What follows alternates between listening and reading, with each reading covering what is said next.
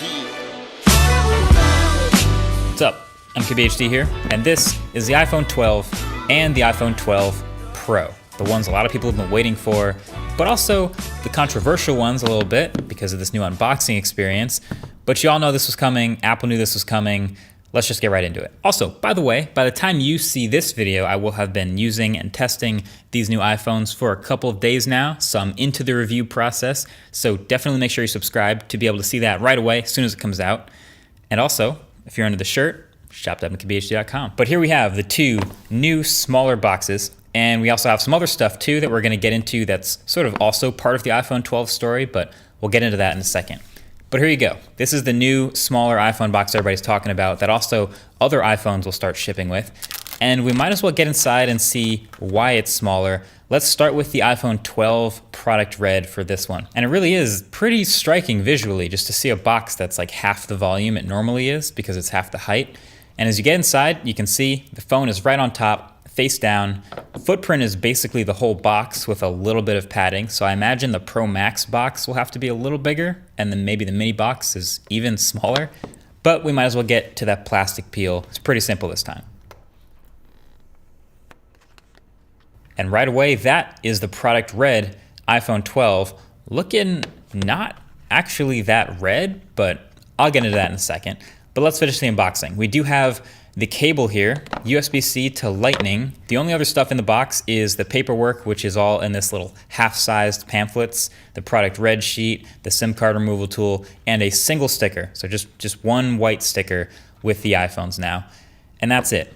No wall brick, no headphones, just a phone and a cable in a box, basically. All right, let's take a look at the iPhone 12 Pro. Same exact size phone, so same exact size box, just all black now since the Pro phones are all with these dark themes. So the black box with blue accents for the Pacific Blue phone. But yeah, once you get inside, the phone's right up on the top, and the contents of the box are in fact the same. No special fancy colored stickers for the Pro or anything, and no product red sheet, obviously. Just a phone and a cable. And that's the unboxing for iPhone 12 and iPhone 12 Pro. So the controversy, just to address it right off the bat, is the no charging brick in the box.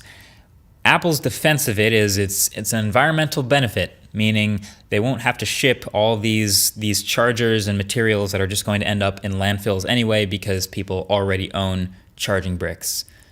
Fair. But the thing is, the wall brick that they're talking about, that they've been shipping with the iPhone since the beginning of time, that everybody has already, is the USB-A wall brick, and they're shipping a USB-C cable with the iPhone 12. The only people that have a USB-C wall brick are people who bought the iPhone 11. So most iPhone 12 buyers that only have the USB-A wall brick will have to also go out and buy a USB-C wall brick, which Apple will conveniently sell you, so you can see how that looks. Either way, this is my first look at the new iPhones in person, actually feeling them in the hand, and I gotta say, I am definitely a fan of the updated like industrial design. They look and feel great to me, really solid, a little heavy actually. The boxy sides are everything I wanted as far as taking inspiration from the iPad Pro or even iPhone 4 or iPhone 5 eras of phones.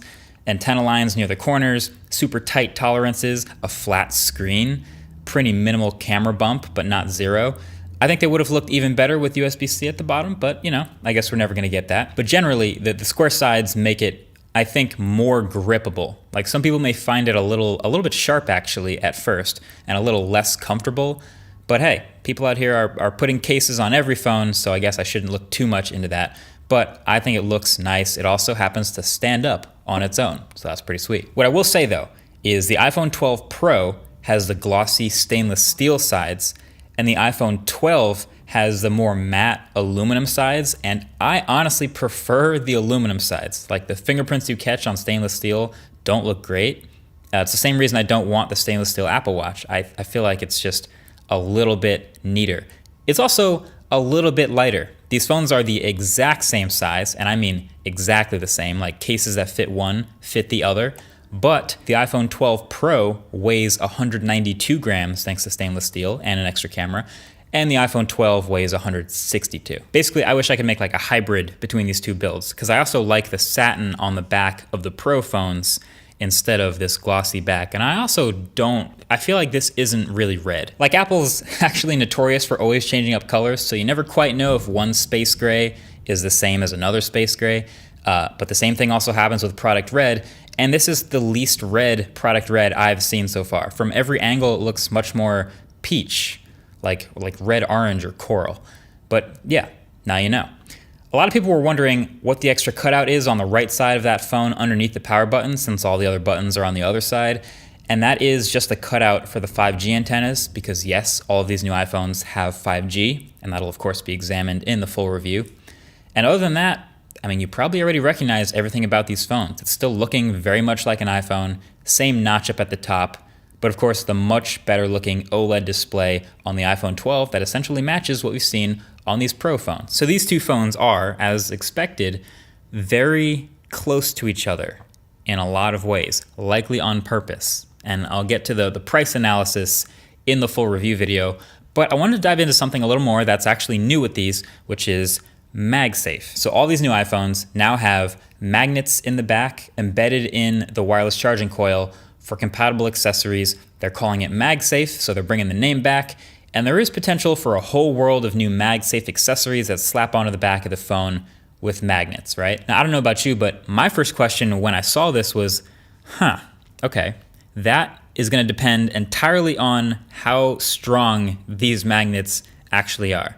So now that we have it, how strong are they and what are they like to use? Well, what better way to visualize what's happening here than some good old-fashioned magnet paper? So this is what happens when you put magnet paper up to an old iPhone 11. There's nothing really here except down here at the bottom, which is actually just the speakers in the bottom of the phone.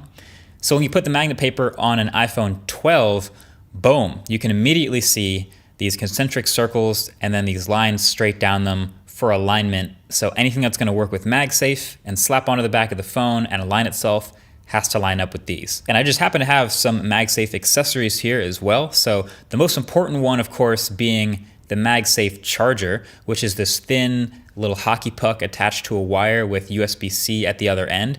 It's not a super long cable, it's 3 feet, and the puck itself basically resembles like a giant Apple Watch charger. It's flat, it's metal on the outsides, it's white plastic on the inside, and it just slaps onto the back of the phone like this. It's actually pretty much precisely centered over the logo, so it's an easy spot to find, and it's firm, but obviously since it's just a circle, it doesn't align with those other 3 lines underneath, so it can spin freely, which is kind of neat. And when you get it connected, I believe there's an NFC chip inside that tells the iPhone what accessory it just connected to and plays an animation on the screen accordingly. So when you connect just the MagSafe charger, you get just this little circular MagSafe charging animation, and it's charging at 15 watts. Cool. Then there's accessories, like this MagSafe wallet that they showed. Boom, it has all the corresponding magnets inside to match up with the alignment of the iPhone, and when you connect it, it just kind of snaps onto the back in place. Again, somewhat firmly, but it's not super strong. And then it just plays the appropriate animation. So just to show you it knows what accessory was attached. There's no extra settings or info on the phone, but it just knows. Then same here with this whole MagSafe case. It's a full case that has the magnetic coils inside, and you can see again those magnets super clear as day. And when you put it on the phone, the whole screen lights up because it knows a whole case is now on the phone. Now, just in case you're wondering, why would you need a whole MagSafe case? What's the point? So if you have the iPhone and the MagSafe case, you attach it, shows the animation, realizes the case is on, a specific blue animation, which is cool for the case.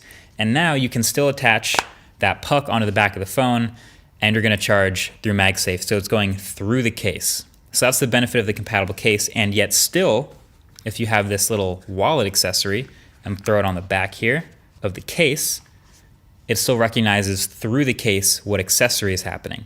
But if I try to charge through the wallet and the case, it actually still magnetizes, but it doesn't charge. So it seems like the limit to how many accessories, I mean, of course the wallet is magnetically shielded because you don't want to have the cards inside get messed up.